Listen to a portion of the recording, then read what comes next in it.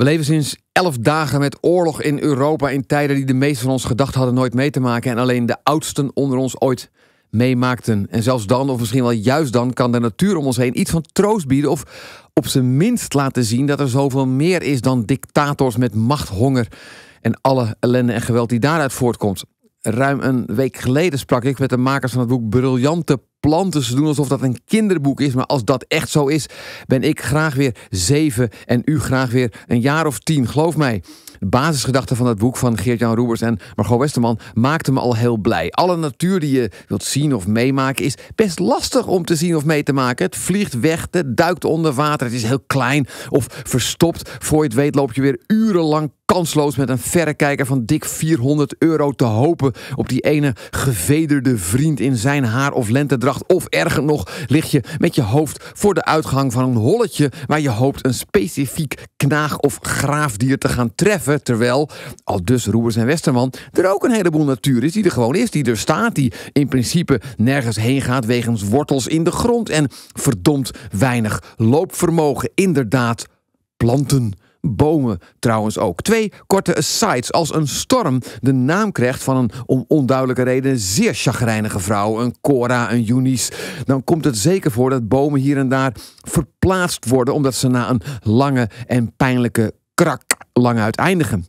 En de wandelende tak is natuurlijk een plant en on the move. Maar als u daar meer over wilt weten, is dat nog een reden het boek te lezen. Maar dan gras. Gras, het is groen, het is bijna overal. Ik kom het graag tegen onder mijn loopschoentjes. En het moet, laten we er niet omheen draaien, gemaaid. Ik heb een paar jaar geleden op deze plek al eens verhaald over mijn avonturen met grasmaaier en gras dat iets te lang en enthousiast had mogen doorgroeien. Mocht u dat gemist hebben, het gras won. Mijn dappere maaier blies zichzelf een beetje op en Dolf ging in een naburig dorp op zoek naar een zeis. Maar goed, een van de vele weetjes die ik scoorde dankzij Briljante Planten is dat de geur van pas gemaaid gras, een geur die velen van ons happy en uplifting vinden, een geur die een lang geleden schoonmoeder mijnerzijds zelfs zo beviel dat ze hoopte het als eau de parfum in een flesje te kunnen verkrijgen. Afijn, die geur geeft paniek weer, blinde paniek van gras dat de scherpe messen ziet naderen. Dat is wat u ruikt, uitroepteken. Ik zie dus direct die zeis vormen of de grasmaaier als die van u wel werkt, of zelfs zo'n geinige robot die zijn eigen route over uw gazon bepaalt, maar de boel wel lekker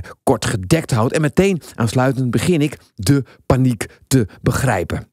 Zoals acacia's elkaar weten te waarschuwen voor een hongerige giraffe in de nabijheid. Zoals bomen met elkaar weten te communiceren. Zoals elke stevige hap bosgrond kilometers aan schimmeldraden bevat. Zo communiceert het gras angst, paniek en vooral, denk ik, geen zin om gekortwiekt te worden. Hoe dat gaat als het een lief konijntje met zin in gras is, weet ik niet. Maar omdat ik geloof in het goede in de natuur, zoals ik soms naïef blijf geloven in het goede in de mens, denk ik dat gras en konijn daar samen wel uitkomen. Het konijn niet te gulzig, het gras met een geruststellende uitstraling. Nee maar, het groeit zo weer terug. Ik geniet als u allemaal van de geuren en de schoonheid van de natuur die voor altijd zijn en volg net als u wat mensen precies zoals jij overkomt ruim 2000 kilometer oostelijk van hier. Laten we hopen dat de parken van Kiev en Kharkiv en Lviv en Gerson binnenkort de geur van bombardementen, dood en verderf weer kwijt zijn. Dat Oekraïners, mannen, vrouwen, kinderen weer op het gras kunnen zitten en dat dan de geur van pas gemaaid gras nergens anders naar verwijst dan naar lente en leven in vrede.